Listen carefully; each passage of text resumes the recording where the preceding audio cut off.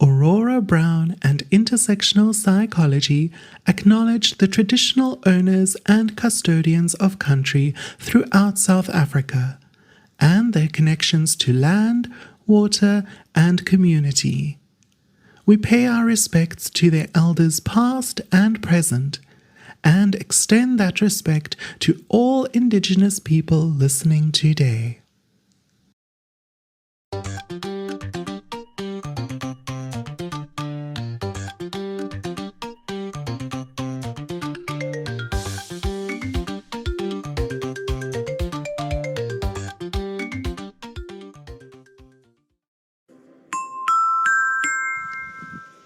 Hello, this is Aurora dropping in with a quick content note. This episode does include discussions of apartheid, colonialism, Gaza, and gender-based violence. If you're unable to engage with these topics right now, you're welcome to skip this episode or come back to it when you feel better resourced. Hello and welcome back to Intersectional Psychology, the podcast that explores psychology's role in promoting social justice. I'm your host, Aurora Brown. I'm a registered counsellor in Cape Town, South Africa. I hope you are well. Today we are starting off our series on decolonizing mental health. And I am thrilled to introduce the first ever guest on the podcast, Registered Counsellor Shaheeda Sadeck. Now, Shaheeda and I covered so much good content in this episode that I really struggled to edit it down. I didn't want you to miss out on any goodies. So I've decided to split the interview into two parts. Today, I'll share the first part of my conversation with Shaheeda, and next week, I'll release the second half. But if you can't wait until then for more content, you can find bonus material from this part of the interview and get early access to the second part over on the Patreon right now. Just go to patreon.com/intersectional psychology. I really appreciate the patrons who are helping to keep the lights on here at the podcast. But now let's get straight into the interview. Shaheeda Sadeck is a dedicated registered counsellor specializing in decolonial work with children and adults, especially in family systems. With a wealth of experience working in schools, colleges, communities, and non-profits, Shaheeda has honed her expertise in supporting emotional, social, and interpersonal growth.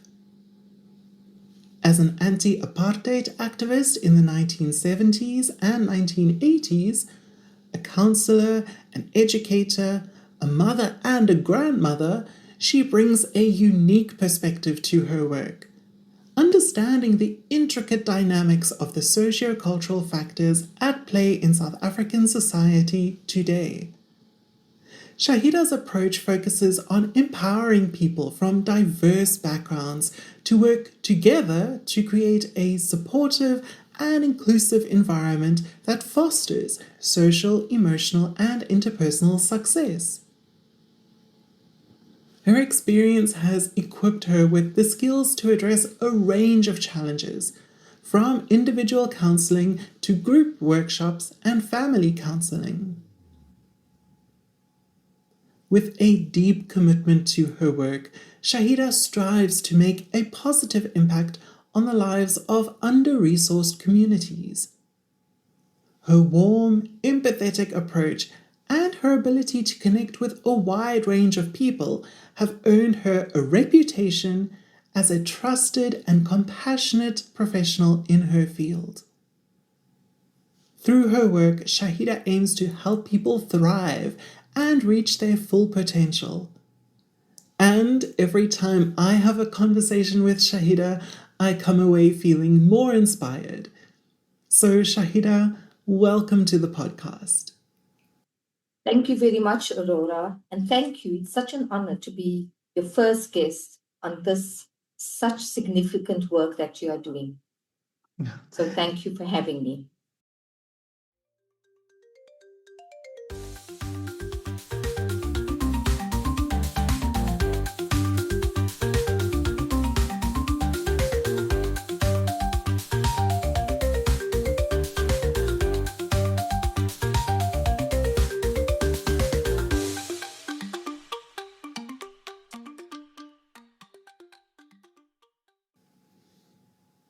So let's start with, what can we know about you and your work? So I've been fortunate to share a very interesting life story with my family of origin. We were a family of 9, and now there are 4 of us that are still alive, not including our children or our grandchildren. And perhaps I should add, great-grandchildren. I continue my journey of life with nearly 45 years with my husband and life partner, a journey enriched by the presence of our 3 uniquely remarkable daughters and 3 equally extraordinary grandchildren. My life has been a vibrant tapestry woven with moments of profound beauty and deep challenges, each experience shaping my values and the lens through which I see the world. As I embrace the next chapter, I look forward to a more grounded, fulfilling life, one where learning, growth, and personal development remain constant, and where I can pass on wisdom, nurture new perspectives, and mentor the younger generations. As a mental health practitioner working within a decolonial framework, I recognize that psychological well-being is inseparable from systemic and structural oppression, historical trauma and resistance, and cultural and community contexts.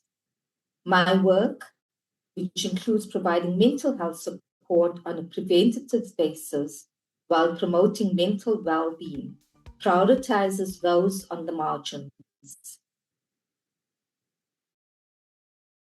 Individuals navigating economic hardships, activists fighting for justice, and communities confronting displacement and discrimination, and the historically disadvantaged communities.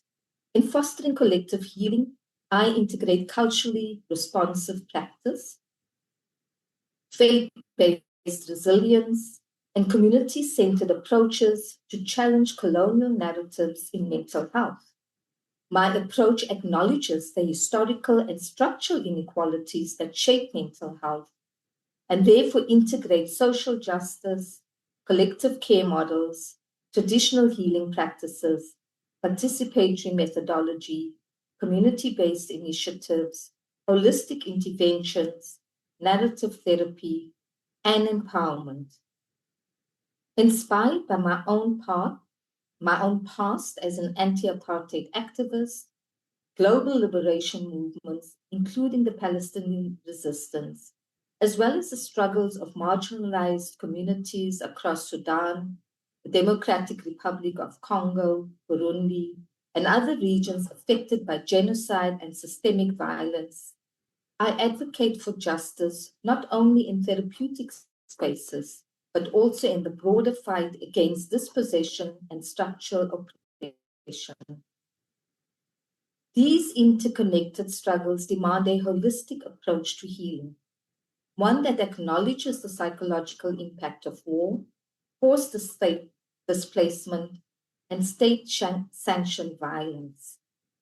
My practice is committed to empowering individuals to sustain both their well-being and their activism, recognizing that healing is not just personal, but a tool for survival, solidarity, and transformation.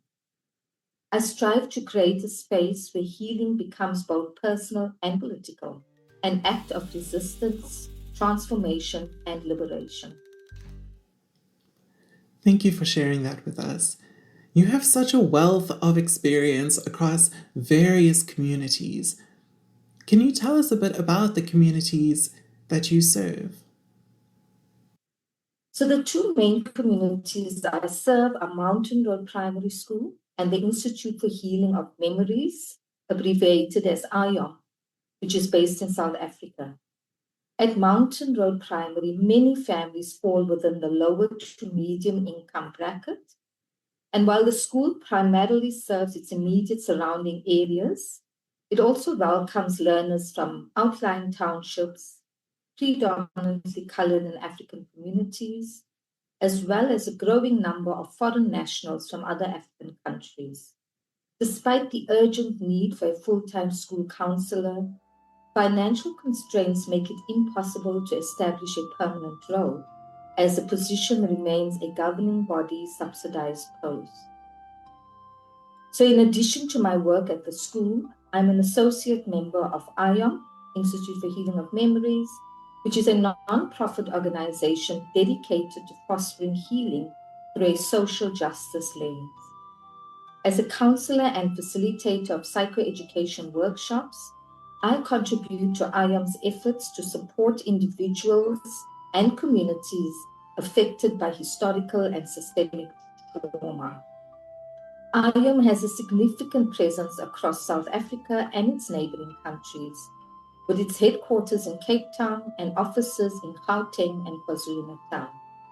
Through its 3 key programs, Healing of Memories, Dialogues, and Youth, the organization engages participants from diverse civic organizations working to redress persistent inequalities stemming from apartheid's legacies.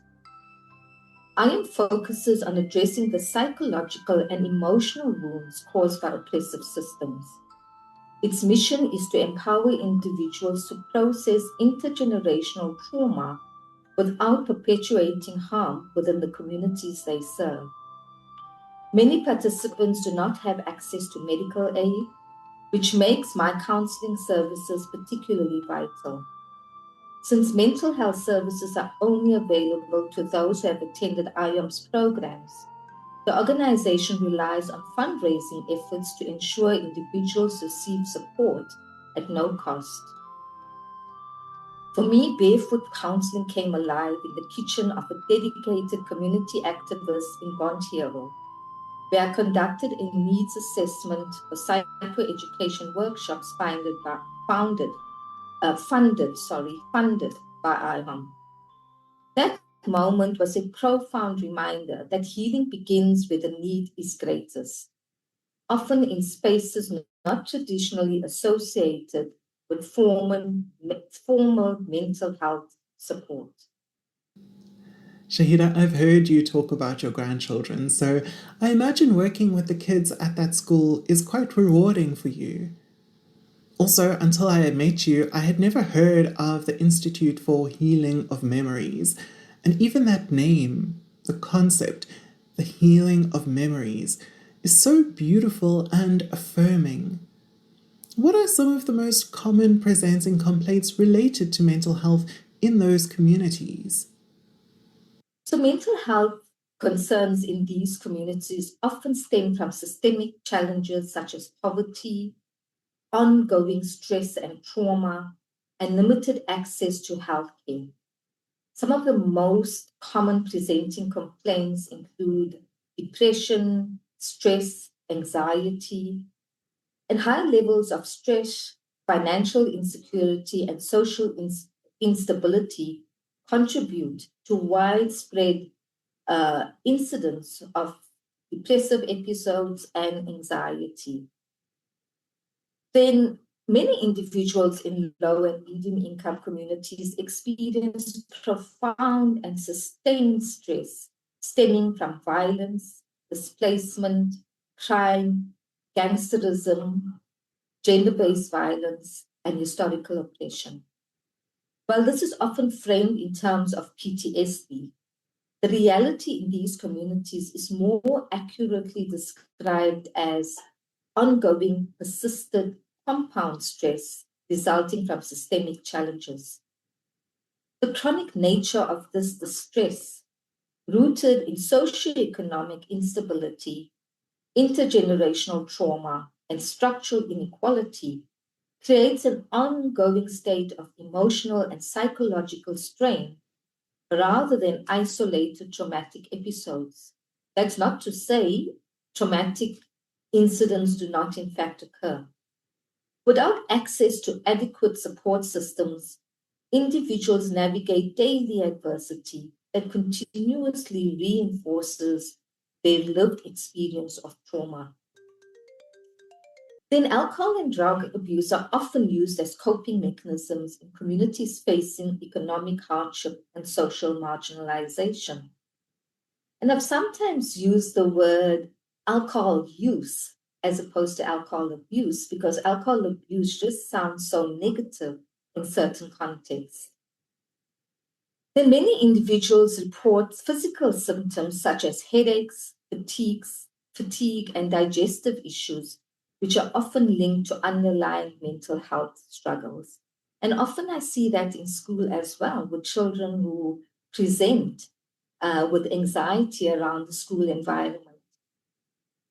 Due to the stigma and lack of resources, individuals with severe mental illnesses often go undiagnosed or untreated, but that is changing. The issue of stigma is becoming much less, and I often think it's because of the really hard work that registered counsellors have put into communities in terms of destigmatizing mental health. Historical injustices such as apartheid or colonization continue to affect mental health across generations, leading to cycles of distress. Then we all know that grief and loss are natural human experiences, but they can absolutely have a profound impact on mental health. While grief itself is not classified as a mental illness, it can trigger significant emotional distress and in some cases lead to mental health conditions such as depression, anxiety, or prolonged or complicated grief, where the grieving process becomes debilitating and persistent. The experience of loss, be it from death, separation, displacement, or even loss of identity or opportunity, can deeply affect a person's emotional and psychological well-being. Factors like social support, coping mechanisms, and access to mental health care play a critical role in determining whether grief resolves naturally over time, where one recognizes that grief changes you profoundly or develops into a more serious mental health concern. I see grief manifesting in complex ways that are influenced by systemic challenges such as intergenerational trauma, socioeconomic hardships, or historical oppression, as well as personal family dynamics. Supporting people in processing their grief in a healthy way can be key to their emotional resilience. Limited mental health infrastructure and cultural stigma often prevent individuals from seeking help, making community-based interventions crucial for addressing these concerns. Sometimes children are sent way too soon for grief counseling, and that is just because people become awkward, and sometimes educators and families and parents don't know how to support the child. So many of the general public don't often understand the normality of altered thoughts, feelings, or behaviors immediately after the bereavement or in the journey of grief processing. So I suppose in all the different things that present itself, all the different types of cases that present themselves, there's often an element of grief, loss, and relationship issues. It sounds like there's a lot of trauma and inequity underlying those issues. What are the historical, socioeconomic, and cultural factors that contribute to those mental health challenges? Okay, let me start with the historical. So the historical injustice of colonialism and apartheid have left deep scars, contributing to systemic inequality, social fragmentation, and intergenerational trauma. Many communities were forcibly removed from their homes during apartheid, leading to loss of social support networks and increased psychological distress. And I'm not even talking about all of the other draconian laws that were used to separate and dehumanize the majority of South Africans. And then we move on to, or I'd like to speak about the socioeconomic factors. So high levels of poverty and unemployment, crime, violence, creates chronic stress, increasing vulnerability to mental health disorders. Mental health services are often underfunded, leaving communities with inadequate support. Alcohol and drug use are prevalent in certain areas, which increases mental health issues and worsens it. And exposure to violence, crime, and gang activity contributes to anxiety, depression, and ongoing stress response, as well as post-traumatic stress disorder. And last, cultural factors. Cultural beliefs often associate mental illnesses with weakness or supernatural causes, which discourages individuals from seeking professional help. Some communities rely on traditional healers solely, rather than formal mental health services or a combination of traditional and the more formal professional services. And this can delay treatment. Strong family and community ties can provide support, but in some cases, they may also reinforce harmful stigmas or discourage open discussions around the stress and mental health. And what types of clients do you mostly work with? So most of my referrals at school are because of behavioral challenges parents or educators experience with their children. I use that opportunity when I meet with the educators and parents to provide some psychoeducation around the issues that present itself, taking into account contextual factors, historical factors, and why and what they can do to support the child and how important it is for them to provide a safe, nurturing space for the child to thrive. I also provide mental health services to individuals and community activists who come from economically disadvantaged backgrounds and historically disadvantaged backgrounds. Many of them are deeply engaged in various social justice movements, advocating for change while navigating their own personal challenges. My work focuses on offering support, resilience building, or resilience maintenance, and resources to help them sustain their well-being while making a meaningful impact in their communities. You know, hearing that so many of your clients are involved in social justice work, firstly, it makes my heart really happy, but it also sounds like you are really providing care for the carers. How did you come to serve this group of people? So let me start with the school. Just before I graduated, I literally went door to door at neighborhood schools offering to volunteer my services. And once I'd qualified, and despite having children of my own, I was incredibly nervous at first about working with students. My initial goal, or children, my initial goal was simply to explore whether I would enjoy and be effective in this environment. Over time, I realized that my approach, viewing the individual as a system within a system and within a broader context, made me a highly effective counselor. This realization led me to continue my involvement with the school, not only for my own professional growth, but also to ensure that the school community had access to vital mental health services. On the other hand, my path to serving social justice activists in low and middle income countries and communities as a mental health practitioner has been deeply personal, rooted in my own values and purpose driven. Recognizing the profound impact of systemic inequalities, historical injustices, and socioeconomic barriers, I was drawn to the intersection of mental health and social justice.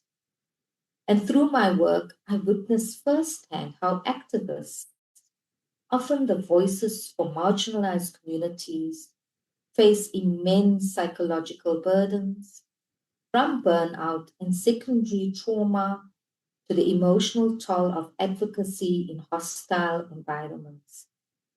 Many operate in regions where mental health services are scarce or inaccessible, yet their resilience and commitment remain unwavering. This awareness led me to focus my practice on providing culturally sensitive, trauma-informed mental health support tailored to the unique needs of activists. My approach integrates advocacy and healing, ensuring that those who fight for justice receive the care they deserve. By bridging the gap between mental health services and grassroots movements, I aim to empower activists to sustain their work without sacrificing their well-being.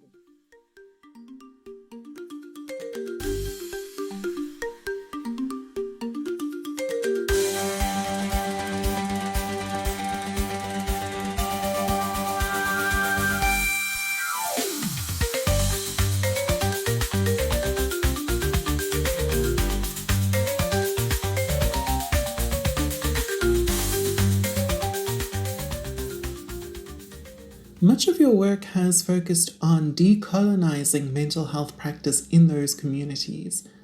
What brought you to this interest in decoloniality? So I never explicitly identified myself as a decolonial activist.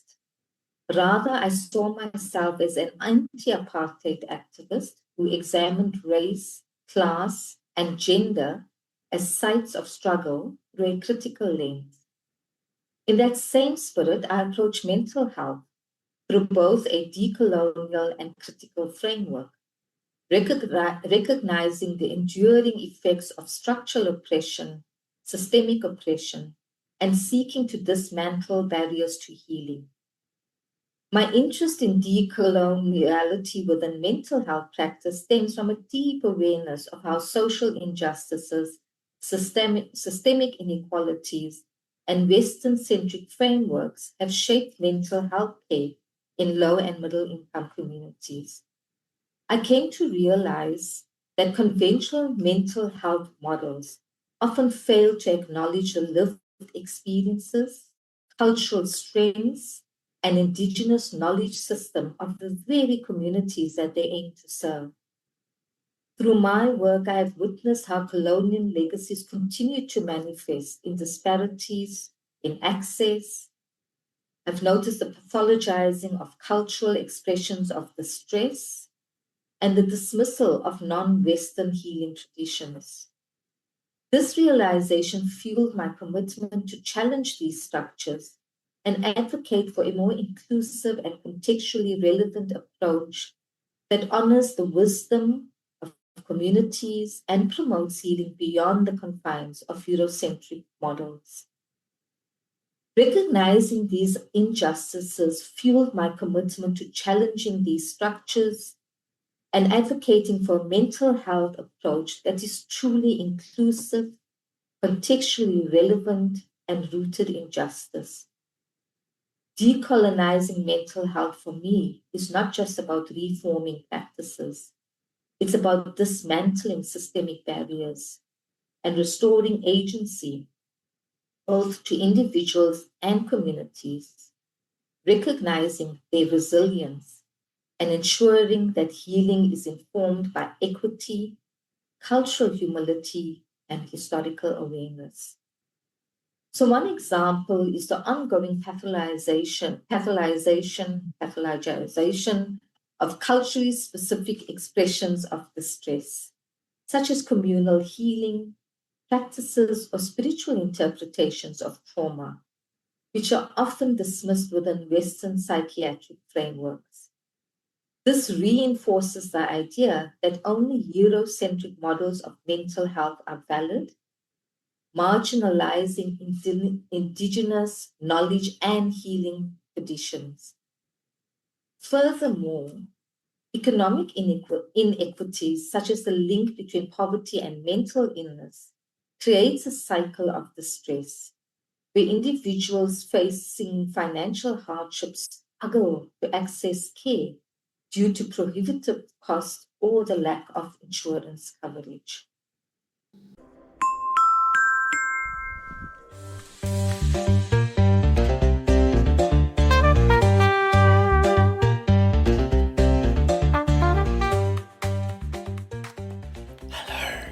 It's me, Aurora. Please excuse me interrupting my own podcast.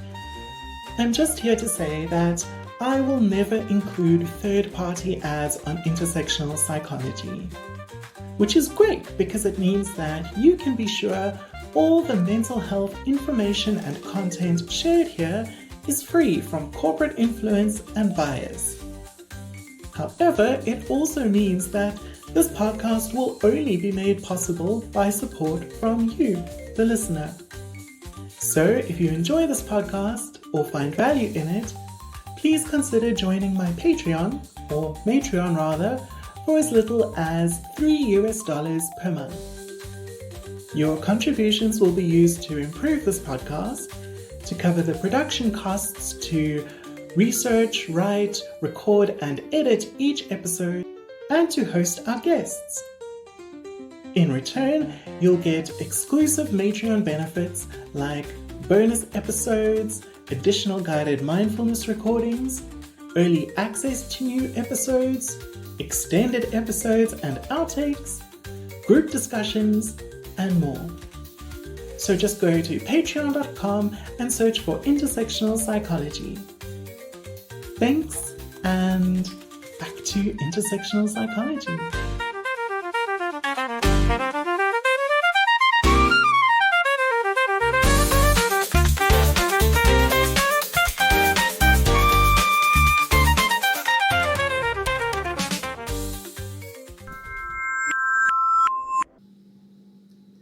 So what I'm hearing from you is that South Africa is still greatly feeling the effects of apartheid today.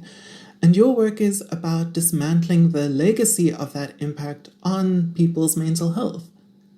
What exactly does this work involve?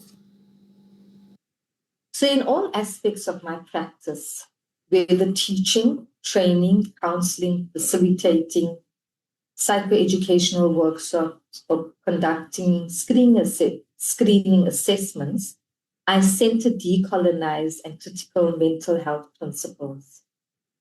My teaching and training challenge dominant Western psychiatric narratives and emphasizing culturally responsive, context-specific approaches that recognize the lived realities of individuals in the communities that I work in. In individual counseling, I create spaces where clients can explore their experiences without the constraints of Eurocentric diagnostic frameworks, validating indigenous and collective healing practices.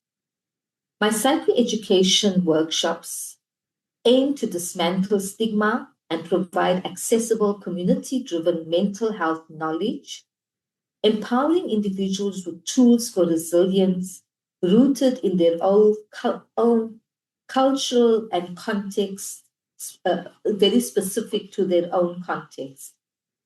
So through screening assessments, and I tend to use a more narrative approach to screen, I prioritize structural and systemic factors influencing distress and ensuring that evaluations do not reinforce oppressive categorizations, but instead advocate for holistic intersectional understandings of mental health. Across all activities, I aim to deconstruct traditional hierarchies, ensuring that healing is collaborative, affirming, and justice-orientated. So in applying a decolonial approach to counseling, it requires intentional strategies that challenge colonial narratives and uplift marginalized voices. I incorporate these principles by trying to create, again, safe spaces and approaches that affirm the lived experiences, identities, and histories of my clients. This includes recognizing power dynamics and making space for their voices. Unfortunately, my space is not physically welcoming for people with physical challenges, and therefore I see very few clients with physical challenges. I try as much as possible to collaborate with traditional healers, religious leaders, and recognize that spiritual and communal practices and needs to be incorporated into culturally relevant treatment planning and coping mechanisms such as storytelling, rituals, or collective care. I make a very concerted effort to be mindful of the language I use and move away from pathologizing language and instead use strength-based narratives, and where I reframe mental health challenges in ways that honor resilience, agency, and legacy. I engage in therapeutic approaches that prioritize client storytelling, resistance, and social justice, and support clients in reclaiming their narratives, explore historical trauma, and position themselves within movements for change. In my continuous professional development, I critically assess dominant psychological theories and approaches and recognize their limitations in addressing the complexities of oppression and colonial histories, and try and use methodologies rooted in Afrocentric, indigenous, and other culturally affirming perspectives. My own formal CPD journey focuses on upskilling myself, while my informal CPD involves extensive reading to deepen my understanding of how mental health is intricately linked to economic, political, and social conditions. This knowledge strengthens my commitment to advocacy beyond the therapy room, supporting clients in securing housing, education, employment, and justice. I strive to create a collaborative space where clients feel empowered rather than directed by an external authority. Shared decision-making and validation of their lived experiences are central to my work ethic. To uphold these values, I remain engaged in supervision, individually, in groups, and with peers, allowing me to critically reflect on my own biases, privileges, and the ways in which traditional mental health frameworks may inadvertently perpetuate harm. Thanks, Aurora. I hope that's answered your question. So your work is much more community oriented than the traditional idea of counseling.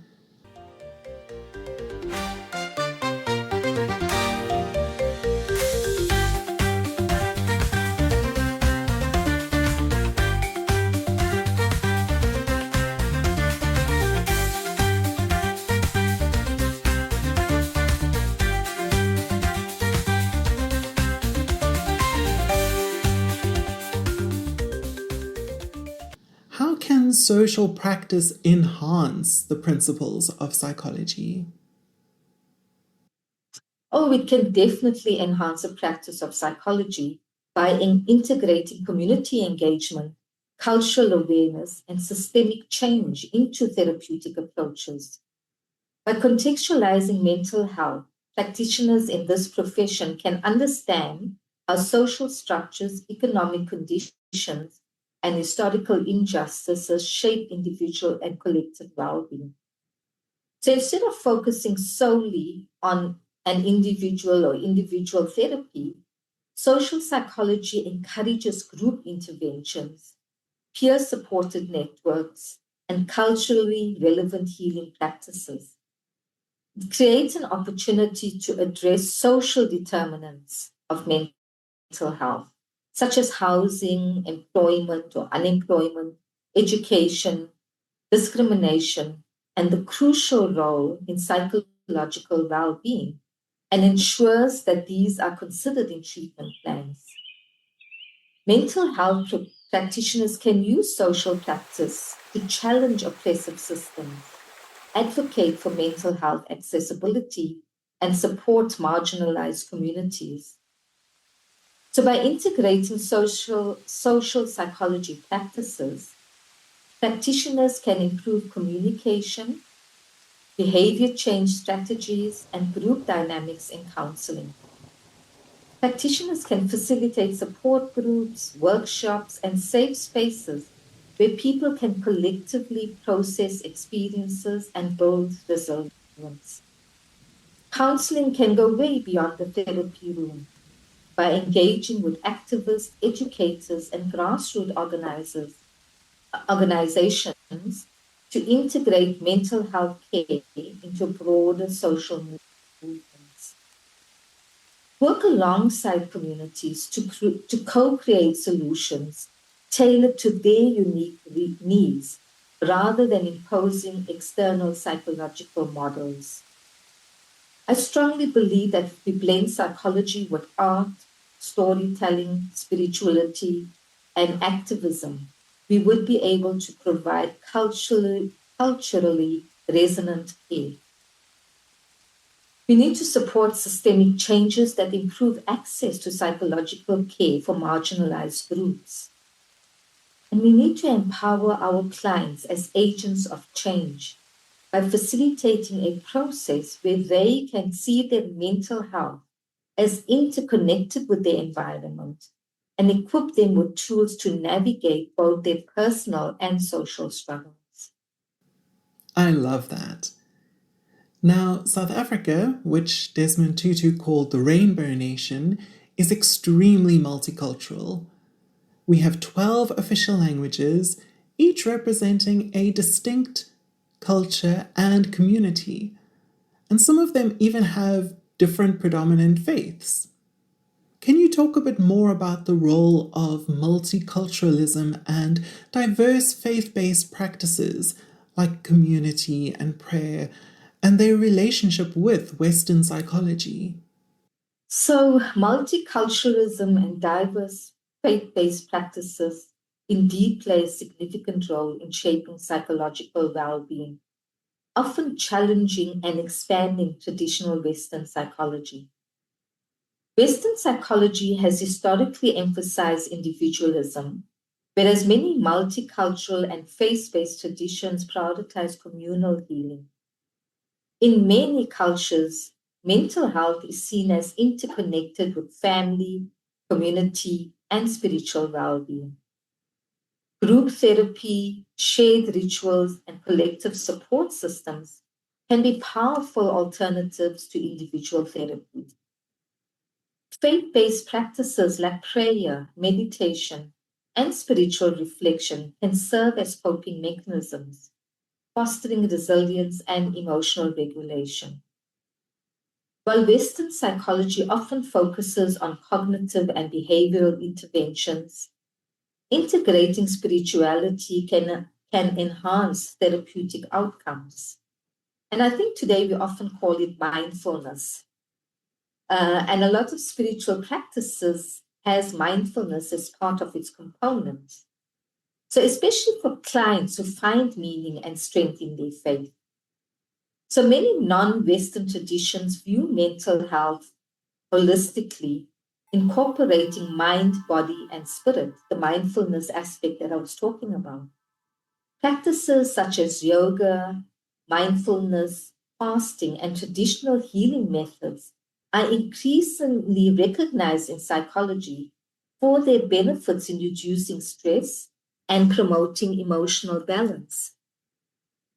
Western psychology has sometimes pathologized spiritual experiences, labeling them as symptoms of mental illness rather than valid expressions of belief or distress.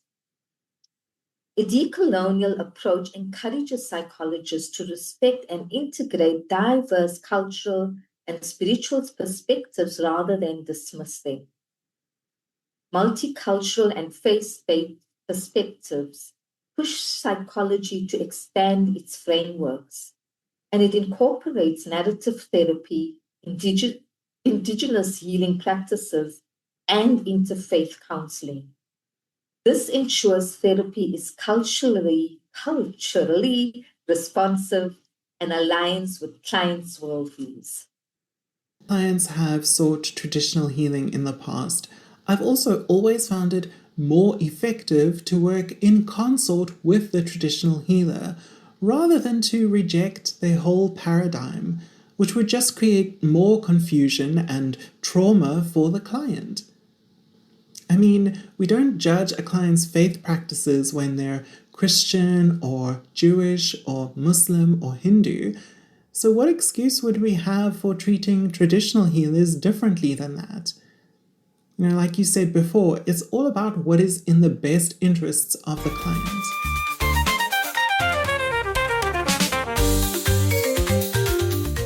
So that's it for the first half of my interview with Registered Counsellor Shaheeda Sadeck.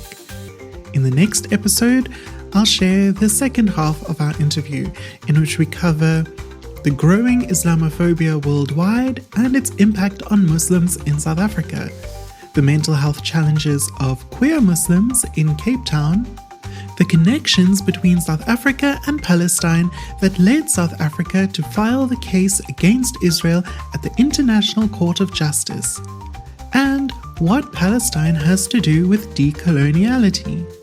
Why South African healthcare workers have a responsibility to speak out against the genocide in Gaza, and what we all can do to end the conflict there, as well as more detail on the work of the Institute for Healing of Memories. But if you can't wait until then, you can head over to patreon.com/intersectional psychology for loads more bonus content from my interview with Shaheeda right now. See you again next week.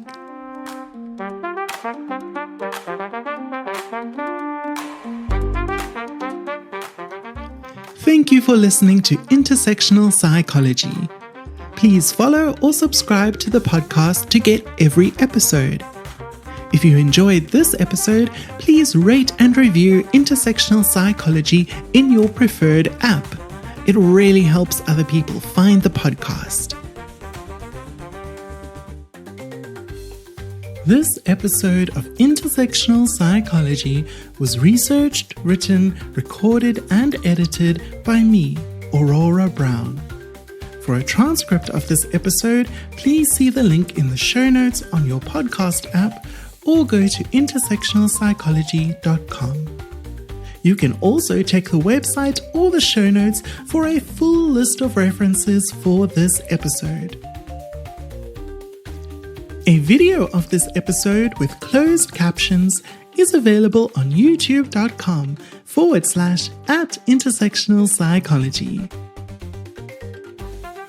To support this podcast and get access to bonus content, including additional episodes and interviews, as well as more guided mindfulness sessions, please go to patreon.com/intersectionalpsychology.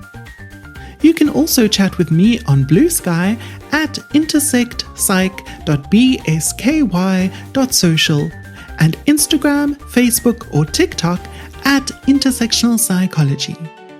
But mostly Blue Sky. Aurora Brown and Intersectional Psychology are committed to the Cite Black Women praxis. All episodes of Intersectional Psychology are for educational purposes only and are not intended to be a substitute for professional mental health advice, diagnosis, or treatment. I, Aurora Brown, am not able to answer specific questions about individual situations. Always seek the advice of your health provider with any questions you may have regarding a mental health condition. Never disregard professional medical advice or delay in seeking it because of something you have heard or seen on this podcast. If you think you need immediate assistance, please call your local emergency number or any mental health crisis hotline. Everyone deserves good mental health.